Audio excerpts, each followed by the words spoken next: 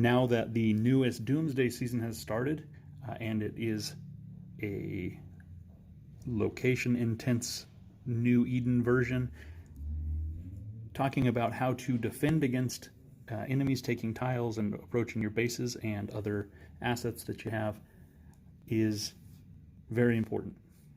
I have watched some of my own team and also many other very skilled teams who have made pretty major errors in their defense, and I think that for the players who are even less experienced, seeing some of these things will be very helpful for them. So I'm going to talk about a few key things, how to prevent advancing armies by stopping their tile taking in several ways. I will begin by telling you a quick refresher of a couple of things that you will find in my Doomsday Basics video, and that's going to be about APC Power in comparison to tile durability. So each tile has 500 durability to begin with, and APCs have a number that coordinates with that. If you look right here where it says destruction power, each APC has a different amount dependent on what they have. There are a lot of factors that can change what this destruction power is for each APC, and there are even some Doomsday special skills that you can use to increase it. But in this case, my trucks, when filling an APC, makes 459 destruction power. If I use all shooters, it gives me 551, and if I use all fighters, it gives me 735. So that is important because a single hit from an all trucks APC, while it is fast, does not take a tile. It requires 2 hits. So if you're in a hurry to defend or stop somebody from advancing, you need to send 2 APCs at the same time in order to stop it if you're using all vehicles. However, if you're close enough and you've done the research that increases the combat power or the destructive power of shooters, you can take it with 551 destruction power because, of course, 551 is more than 500, and fighters is almost always able to do it, dependent on the level of your fighters, I guess. So 735 destruction power.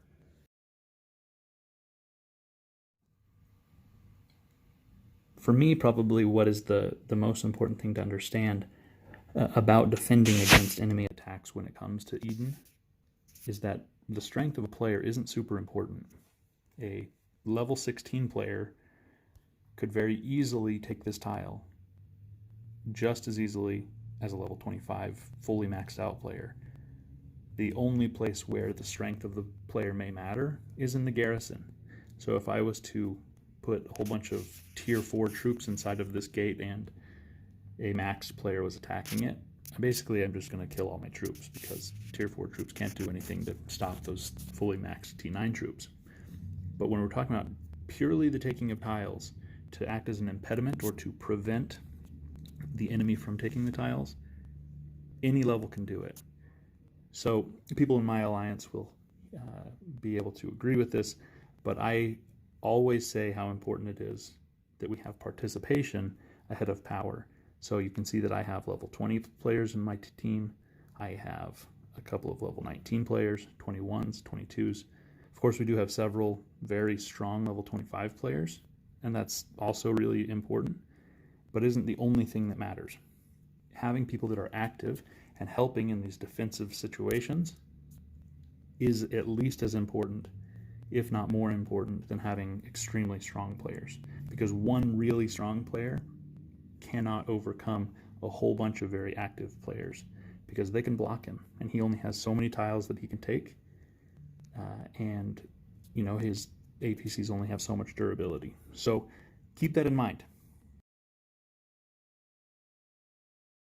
With those basic items out of the way, I want to talk a little bit about a few different ways that you can prevent enemies from getting closer to your targets, your assets, such as checkpoints, cities,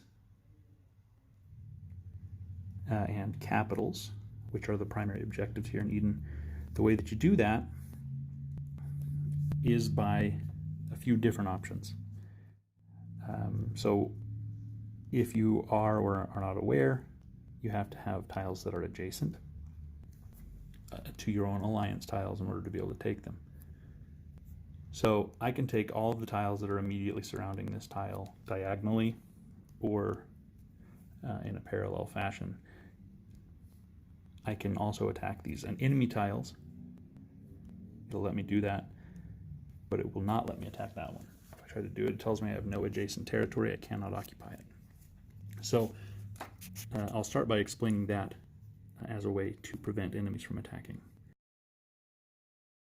For example, if this tile here that is occupied by a different alliance was actually occupied by my alliance, or it was unoccupied altogether, I could stop an enemy from taking it by cutting off this adjacency. They can't take this tile if it's not connected to this tile. I can cut it off, and then they'll have to either take this tile or go around what I've done to block it. That is probably the most effective defensive strategy that you can use, because it's usually the least expected thing. Now, there are other options as well. So if your enemy's trying to take this tile right here, but they're from a long way away, you have the ability to take this tile, then that tile, to prevent it.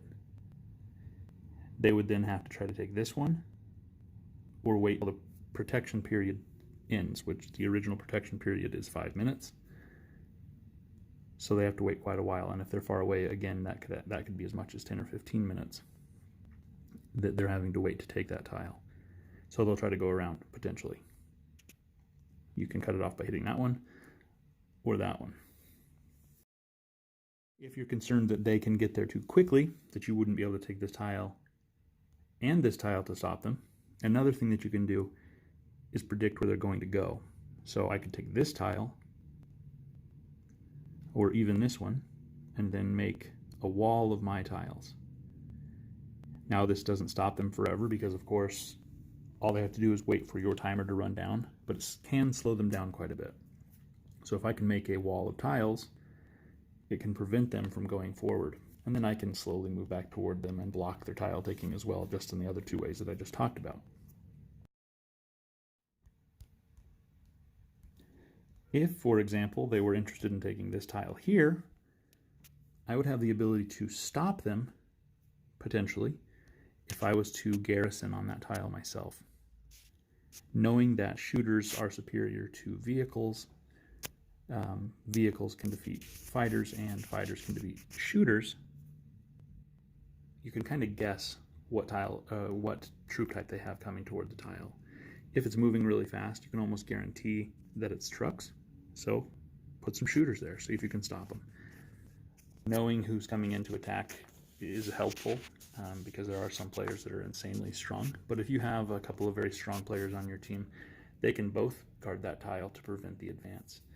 Because again, it's kind of a game of efficiency. Because all you're trying to do is prevent them from getting a tile that is adjacent to the target that they want.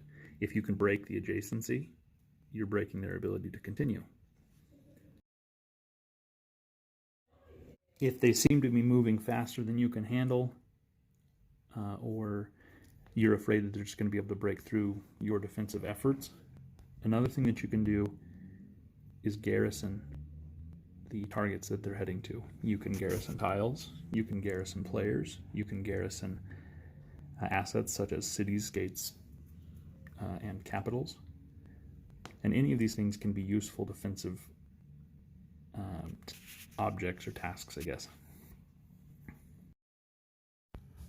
None of these things is all that effective completely by itself, but if you use them in conjunction with each other, you can have a really effective strategy. Now, enjoy some video on some amazing attacks on gates.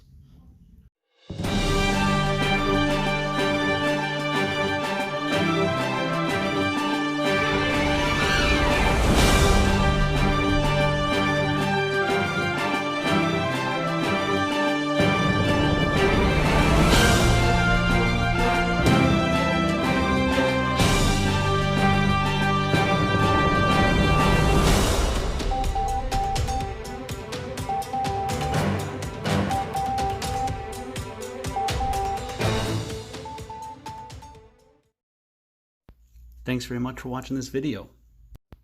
If it was helpful, like and subscribe to my channel so that I can continue making good content for you. And if you have any questions, please put a comment below.